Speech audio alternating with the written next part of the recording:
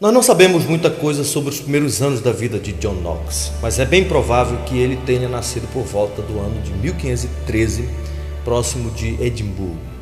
Martin Lloyd-Jones nos diz que Knox foi criado numa família pobre, sem antecedentes aristocráticos e sem ninguém que o recomendasse.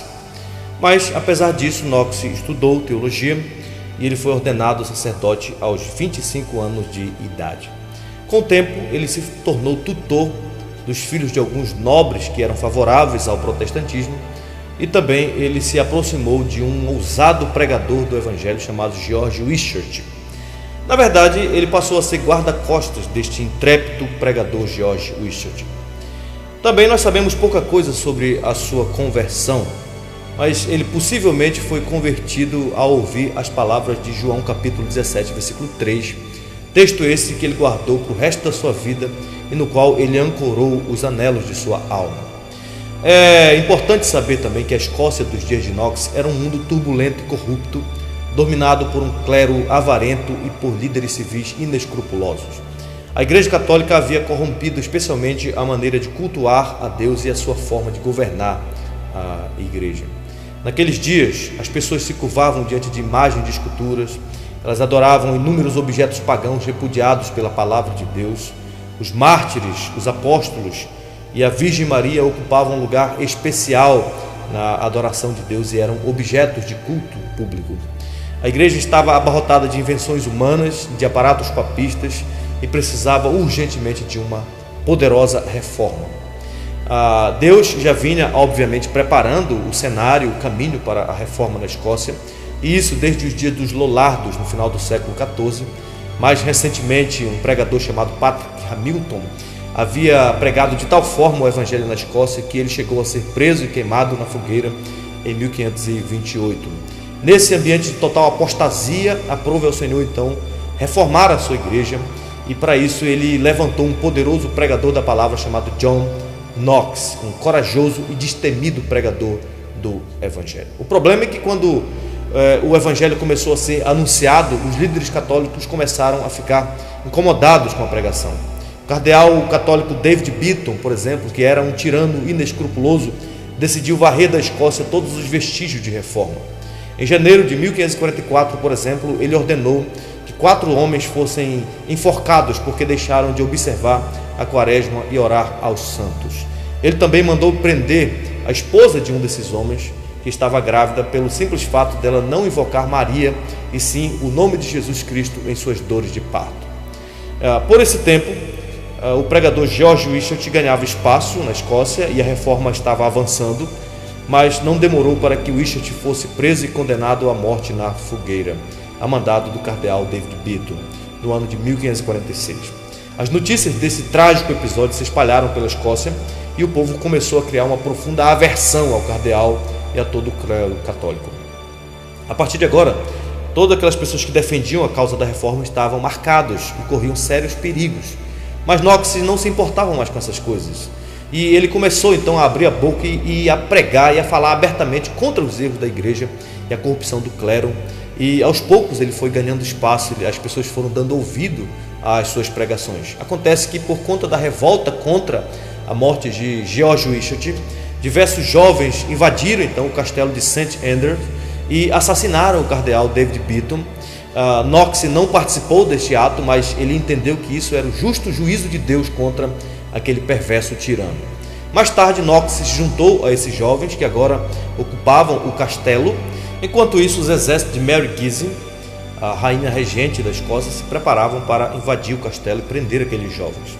Os jovens do castelo então pediram ajuda ao rei da Inglaterra, Henrique VIII, e eles estavam confiantes de que o rei os ajudaria. Por outro lado, Mary Guise, a rainha regente, pedia o apoio à corte francesa. O resultado é que a Inglaterra não enviou auxílio, enquanto que a França mandou um poderoso exército que bombardeou o castelo e os muros foram derribados, e em 31 de julho de 1547, Knox e seus companheiros se entregaram. Eles foram então presos e condenados a viverem como escravos nas galés, acorrentados a um remo de navio. Ali eles eram tratados com toda a indignidade e com uma intensa crueldade. Nessa deplorável condição, Knox passou 19 meses o que deixou marcas terríveis na sua saúde para o resto da sua vida. Em 1547, o rei Henrique VIII morreu. Ele foi sucedido por seu filho Eduardo VI, que ainda era um menino e por isso ficou sob a tutela de vários homens piedosos, e foi nesse tempo, em fevereiro de 1549, que os conselheiros protestantes da corte de Eduardo VI conseguiram a libertação de John Knox. Knox foi então para a Inglaterra e foi recebido com entusiasmo pelos líderes que buscavam uma reforma verdadeira ali. Ele se tornou um dos capelães da corte e a partir de então passou a pregar todos os dias da semana. Muitas oportunidades lhes foram oferecidas, as quais ele recusou, porque ele suspeitava dos bispos da Inglaterra. Em um determinado momento ele chegou mesmo a se desentender com o arcebispo Thomas Cranmer, pelo fato de que Cranmer dizia que no livro de oração comum que a postura correta para se receber a ceia do Senhor era ajoelhado, enquanto que Knox dizia que esse ato cheirava a paganismo e era na verdade uma invenção humana. Por esse tempo, Knox também foi enviado a servir como pregador em Berwick, na fronteira com a Escócia, e foi nesse período que se firmou como grande pregador. O rei Eduardo VI morreu e em 1553 foi sucedido pela sua meia-irmã Maria Tudor, a quem Knox chamava de a Jezabel idólatra. Essa mulher recebeu o merecido título de Maria Sanguinária porque ela era perversa. Maria era filha de Catarina de Aragão, ex-mulher de Henrique VIII, e ela queria restabelecer, portanto, o catolicismo na Inglaterra. E por isso, ela deu início a uma sangrenta perseguição contra os protestantes. E Knox e muitos outros tiveram então que fugir para salvar sua vida. Eles acabaram indo para o continente europeu e começaram a estudar aos pés de João Calvino em Genebra. Em 24 de setembro de 1554, Knox recebeu o convite para pastorear uma igreja de língua inglesa em Frankfurt. Ele teve sérios problemas porque a igreja seguia a forma anglicana de culto, a qual Knox se considerava idólatra, e por causa disso ele foi expulso e teve que voltar para Genebra, e ele se tornou aluno de Calvino, e como aluno de Calvino, Knox aprendeu acerca da centralidade de Cristo na pregação, sobre a forma de governo bíblica e os princípios bíblicos da adoração cristã. Agora sim, ele estava então pronto para a batalha pela verdade do Evangelho. Knox amava a Escócia e sentia forte desejo de retornar para lá. Por isso, em 1555, a pedido de alguns nobres escoceses, ele voltou e aproveitou a oportunidade então para casar com a sua noiva Marjorie. Knox começou a pregar abertamente a fé reformada ali na Escócia, declarando publicamente guerra contra a idolatria católica. Obviamente, o clero e a rainha odiavam as pregações de Knox, mas os escoceses viram em Knox o homem que o país precisava para reformar a igreja. Ele precisou voltar a Genebra, onde permaneceu de 1556 a 1559, e foi nesse tempo, em 1558, que ele, aborrecido com o governo de Maria Sanguinária, escreveu o livro O Primeiro Toque do Clarim contra o monstruoso governo de mulheres. A sua intenção nesse livro era denunciar os males da rainha Sanguinária, mas o livro caiu nas mãos de Elizabeth I, que passou a ter uma certa aversão a John Knox. Dezembro de 1557 foi um período importante para a fé reformada na Escócia, porque foi nesta época que os nobres escoceses protestantes fizeram um pacto de usar suas vidas e seus bens para estabelecer a palavra de Deus na Escócia. E nessa conjuntura, Knox deveria então voltar para implantar o calvinismo na Escócia e fundar a Igreja Presbiteriana Escocesa. E é isso que aconteceu em 1559. Ele retornou e começou a pregar o verdadeiro evangelho, e logo as ameaças começaram a aparecer. Mas mesmo diante de ameaças, ele continuava bradando como um profeta de Deus.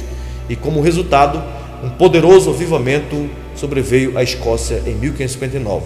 Em 1560, os nobres e os membros do parlamento escocês abraçaram a bandeira de Knox e passaram a defender então o evangelho reformado. Nesse tempo, Knox e outros elaboraram a Confissão Escocesa, que depois de pronta foi aprovada pelo parlamento como o credo da Igreja Nacional, rejeitando assim a autoridade do Papa e proibindo a missa.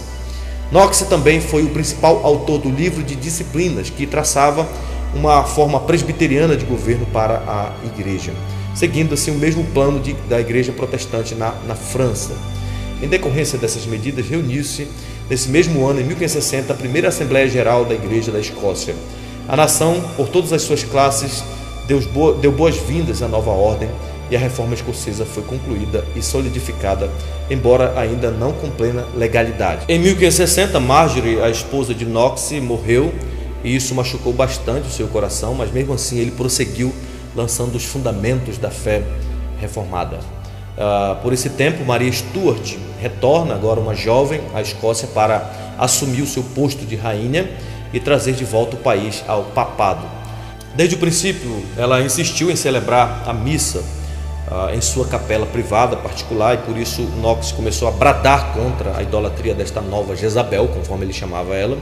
As palavras de Knox eram duras contra ela e muitas vezes levaram esta rainha às lágrimas, por isso ela o odiava. E conta-se sobre essa rainha que ela temia mais as orações de Knox do que todos os exércitos da Inglaterra. Obviamente, Knox fazia tudo isso movido por um santo desejo de estabelecer o reino de Deus no seu país. Mas em meio a uma vida de tantas lutas e perseguições, Knox sofreu então um ataque de paralisia e ele teve que retirar-se da vida ativa. Em 1572 aconteceu a famosa noite de São Bartolomeu e quando Knox soube disso, ele fez um esforço sobre-humano para regressar ao púlpito, de onde ele avisou os seus compatriotas que igual sorte lhes aguardava se fraquejassem na luta. Knox foi fiel a Deus até o seu último sermão, pregado em 9 de novembro de 1572. Agora, ele já estava muito debilitado e sem poder andar, e por isso ele foi carregado até o seu púlpito. Poucos dias depois, no seu leito de morte, no dia 24 de novembro de 1572, Knox pediu para a sua esposa ler a ele João 17, 1 Coríntios 15. Ele pediu também para ela ler os sermões de Calvino na Epístola aos Efésios. Finalmente chegou a hora dele partir e ele deu então um profundo suspiro dizendo: agora chegou, vem Senhor Jesus, doce Jesus, em tuas mãos eu entrego o meu espírito. E ele partiu para a eternidade para estar com o seu Senhor. Conta-se que uma imensa multidão encheu as ruas de Edimburgo para prestar suas homenagens a John Knox.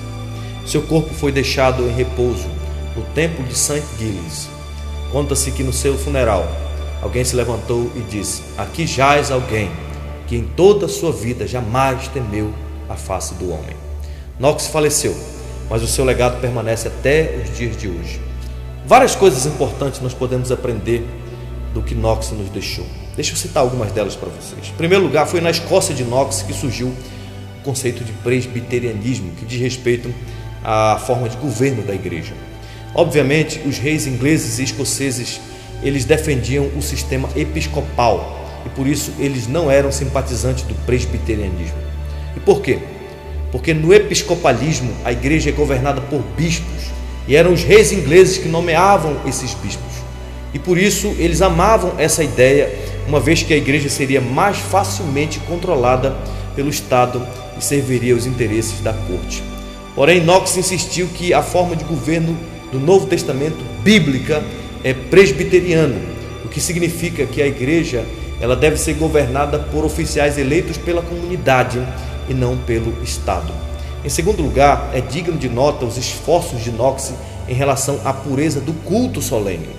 No púlpito e sem medo, Knox condenou abertamente as práticas idólatras da igreja, porque ele acreditava que somente a Escritura deve ser o guia para o culto público. Sendo assim, todas as práticas que não são validadas pela palavra de Deus, elas devem ser repudiadas e abolidas. Para ele, toda adoração, toda honra ou todo serviço inventado pela mente do homem na religião de Deus, sem seu expresso mandamento, é idolatria. A missa foi inventada pela mente do homem, sem qualquer mandamento de Deus, portanto, ela é idolatria. Foi somente assim que, a partir de Knox, o culto na Escócia passou a ser uma atividade corporativa, onde as pessoas de fato estavam envolvidas. O latim foi substituído pelo inglês e agora todas as pessoas podiam entender o que estava acontecendo na celebração do culto. A Bíblia foi traduzida e entregue nas mãos do povo, de modo que todas as igrejas tinham uma Bíblia em inglês. A mensagem da cruz passou a ser uma mensagem simples, sem aquela implementação de aparatos papistas. Os salmos passaram a ser cantados e a igreja se tornou, sem dúvida nenhuma, uma igreja comprometida com a palavra de Deus. Em terceiro lugar, Knox também nos ensina algo fundamental acerca da firmeza na defesa da verdade do Evangelho. Knox entendia que o que ele ensinava estava fundamentado na palavra de Deus e por isso ele não temia a tirania dos homens. Dr. Martyn Lloyd-Jones, falando sobre John Knox, diz que ele nunca teve medo de ficar sozinho e de aguentar tudo sozinho. Ele não hesitava em ir ao púlpito e pregar abertamente contra aquilo que ele não concordava e que não estava de acordo com as Escrituras. Ele usou várias vezes a sua pregação para refrear a cobiça dos lordes da Escócia. Seu sermão tinha a capacidade de colocar o temor de Deus nas pessoas. Ele era corajoso na defesa da verdade do Evangelho. E por fim, nós aprendemos também com Knox acerca do seu profundo amor pela igreja do seu país. Conta-se que Knox orava pela igreja escocesa dizendo: ó Deus, dá-me a Escócia, senão eu morro. Por isso ele buscou forças em Deus para reformar a igreja do seu país. Isso é uma boa lição para todos nós também.